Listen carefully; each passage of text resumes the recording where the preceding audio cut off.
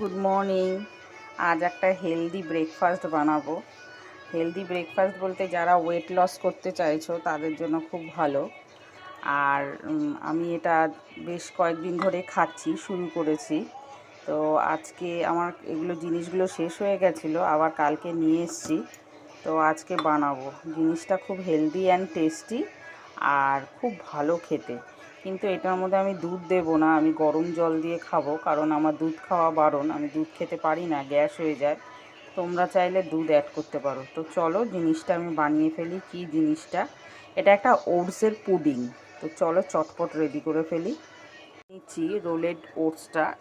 তোমরা চাইলে plane oats যেটা সেটাও নিতে পারো। সেটা নিলে একটু হালকা রোস্ট করে নিও, ড্রাই রোস্ট করে নিও। এটা যেমন অলরেডি করাই থাকে সব কিছু।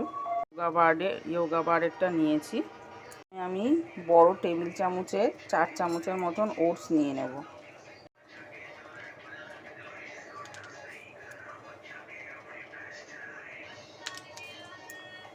চিয়া সিডস পরিমাণ মতন নিতে হবে। আমি 3 চামচের মতন চিয়া সিডস নিচ্ছি। তোমরা তোমাদের পরিমাণ মতন নিয়ে নিও।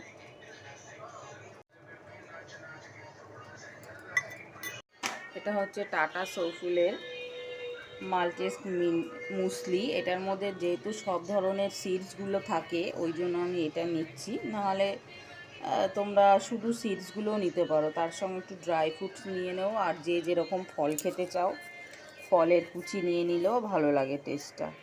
এটা আমি অল্পই নিচ্ছি, কারণ এর মধ্যে যেহেতু সব ধরনের সিডসগুলো থাকে আর এর মধ্যেও ওটস আছে, তাই আমি অল্পই নিচ্ছি এটা। আর দিয়ে দেবো কটা খেজুর।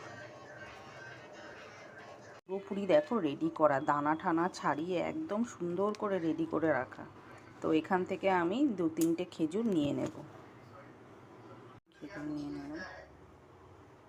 দুধের পরিবর্তে জল দিয়ে দিচ্ছি, কারণ ওই যে বললাম আমি দুধ খেতে পারি না, আমার গ্যাসের প্রবলেম হয়ে যায়।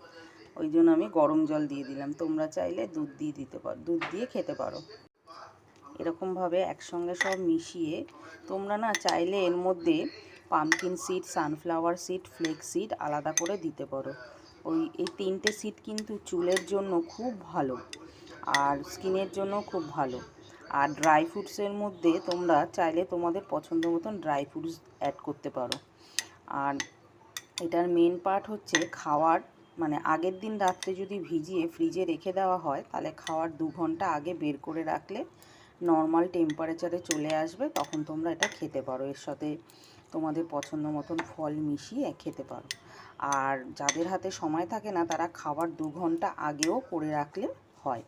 তো আমার সেরকমই খাওয়ার 2 ঘন্টা আগেই আমি এটা বানিয়ে রাখলাম, যখন খাবো তার 2 ঘন্টা আগে।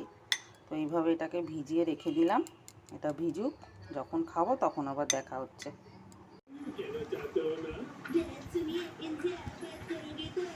কেমন খেতে? ভালো করে দেখো।